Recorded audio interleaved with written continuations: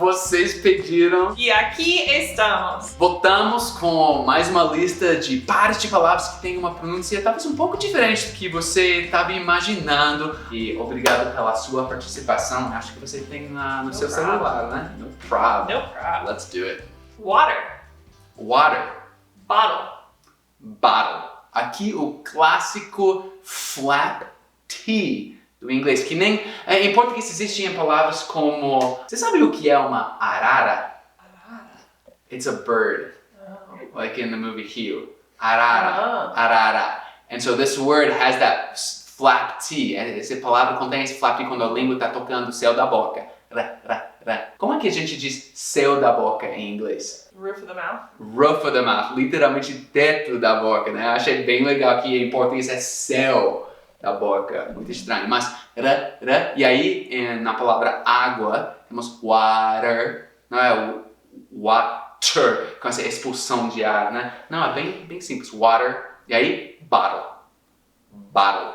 Com esse L que acontece no fundo da garganta. Mais uma vez, tem um vídeo completo sobre a diferença entre L e O. Os dois são L em inglês, pode dar uma olhada aqui. Mas uma garrafa de água, bem comum, né? Dizer as duas palavras em seguida pode ser water bottle. Water bottle. Sempre gostamos de trazer frases inteiras também. Então, que tal? The building is out of water.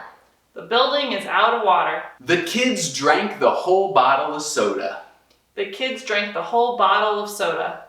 Você diria soda ou pop? Either or, but I was a pop person growing up. Yeah, me too. I said pop more than soda. Essa é a nossa briga aqui nos Estados Unidos. Vocês têm biscoito, bolacha, e aqui nos Estados Unidos tem Pop soda. pop soda. Eu vou colocar um mapa aqui na tela de várias regiões dos Estados Unidos e como eles falam refrigerante, ou para seus gaúchos, refri. Ok, e aí, qual foi a próxima parte de palavras? Pretty. Pretty. Really. Really. Ok, pretty literalmente é bonita, linda, assim. Mas a gente usa essas palavras também para aumentar um adjetivo. Por exemplo, good e really good. Tipo, bom e muito bom. Really. E aí, pretty é tipo meio, né? Good, pretty good é tipo, ok, it was pretty good. Não chegou a ser good e nem really good aqui. Mas a palavra pretty tem o flap T. Again, vamos pronunciar essa palavra mais uma vez. Pretty. Pretty. E aí, esse esse o vogal de aqui, não é pretty, assim, é I. Pretty. E tem esse mesmo som de vogal na palavra really. E você conhece a série Pretty Little Liars? Acho que eu já ouvi bastante brasileiro que gosta dessa série. E seria legal para praticar esses sons em seguida. Flap T até, né? Pretty Little Liars. Liars. Pretty Little Liars. Diz aí uma vez. Pretty Little Liars. Nice. Can we pause for a minute? I'm pretty sure that's not right. Okay. You're right. I hate when you're right. I know. Mountain. Mountain. Internet. Internet. Muito interessante essas palavras. Se você reparar, o T está sumindo completamente. Então você falou mountain, montanha, né? Parece que fica preso na garganta aqui. Mountain. Mountain. Mountain. E em palavras como internet, né? Sempre que tem N-T, geralmente dentro da palavra o T some. A gente não está demorando ou pausando para fazer esse bafinho de ar. Internet. Não, é mais fácil só falar sem esse T. Nós americanos, em geral, somos preguiçosos assim. Então tem internet. Internet. E nem no nome do canal também. Small advantages, né? Não é small advantages. Não seria errado falar assim, mas você vai ouvir todo mundo aqui nos Estados Unidos dizendo small advantages. Small advantages. Que você assiste no internet. E tem outra palavra bem interessante também, um T que segue a letra F na palavra frequentemente, com frequência, que é often. Often. Often. E não seria errado dizer often, e até mesmo em inglês formal, talvez, cuidando de todas as sílabas, seria certo, e todo mundo iria te entender, que nem você que me entendeu quando eu falei frequentemente de forma estranha também, né? Esse é um exemplo quando a sua pronúncia não vai atrapalhar, mas você vai ouvir pronunciado assim, e talvez quando você está se perguntando, mas onde foi o T? É isso que está acontecendo. Vamos fazer um exemplo com often. How often do you see each other? How often do you see each other? Então, é isso. Qual é o nosso próximo par ou trio de palavras aí? Fruit. Fruit. Suit. Suit. Nossa, essa é uma boa também. Tipo, aonde vai o T no final? It's gone. It's gone. Yeah. Fruit. Suit. E esse U, I no final vira U, só U, né? Fruit. Suit. We don't like T's very much, do we? We really don't. No, we don't. Yeah, we don't. We don't. We really don't. Falando desse U, I também tem outra palavra, guia em inglês, que é guide, com esse U, I no meio. Mas esse U, I, claro que tem exceções em cada idioma, né? Essa é uma exceção. Então, vamos fazer umas frases com fruit, suit, guide. She loves fruit salad. She loves fruit salad. He bought a new suit.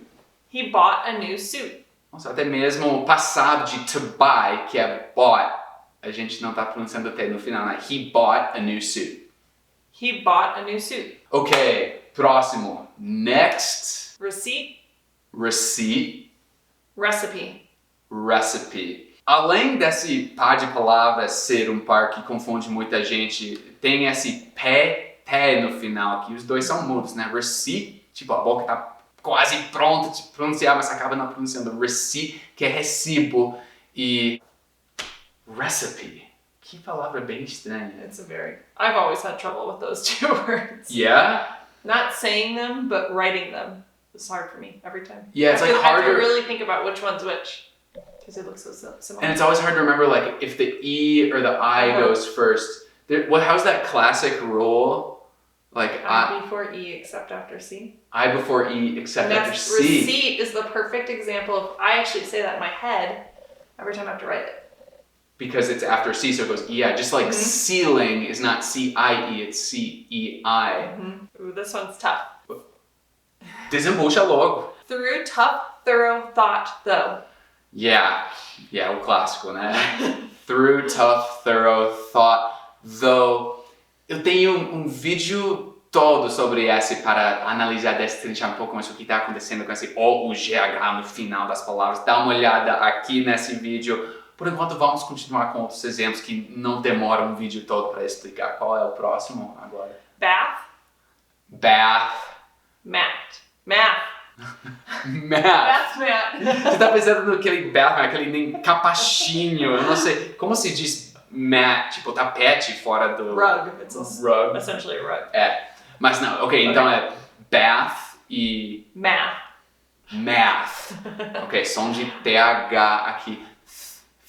Eu quero prestar atenção na verdade, porque tem muitos vídeos, inclusive no meu canal, sobre TH, mas não tem muitos vídeos sobre esse vogal, a letra A, quando faz o som de E em inglês. Então, meu nome, Gavin. É difícil para brasileiro, porque essa fonema não existe em português.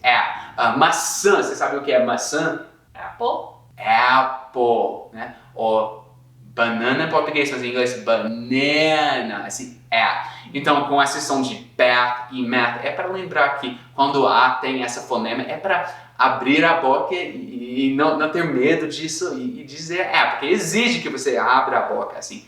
Math, bath. Do you know how they say math in England? Like the subject in school? No. They put an S at the end, like maths. Oh my, that's tough. That's a hard one. Yeah. Legal como você falou tough também. Para difícil em inglês existe a palavra difficult, mas geralmente a gente prefere usar palavras mais curtas e por isso a gente ou vai dizer hard ou tough. Difficult. Oh. That was pretty attention. Vai dizer, oh my gosh, you're hilarious. Ok.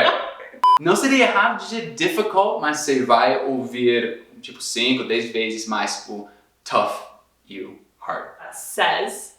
Says. Said. Said. Dead. dead. Nossa, esse é um trio bem confuso. Ok, vamos começar com o verbo, o infinitivo, que é dizer ou falar em inglês, é say.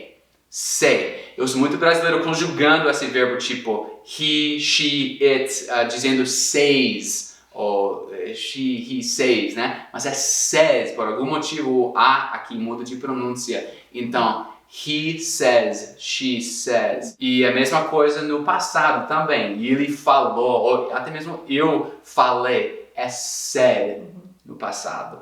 E said rima com dead, morto. Então essa você vai só ter que decorar mesmo. Na descrição desse vídeo eu vou colocar, como no último vídeo, um baralho onde você pode memorizar e internalizar essas frases usando um sistema de SRS, um aplicativo que se chama MemHack, que é como um baralho de vocabulário, mas é muito mais poderoso e eficiente do que simples flashcard deck assim. Então, dá uma olhada no link, você pode estudar todas as pronúncias, todas as frases, os exemplos que eu estou dando para você e mais, para não só esquecer depois de assistir esse vídeo, que seria o ponto desse vídeo se você não lembra depois. Então, uns exemplos.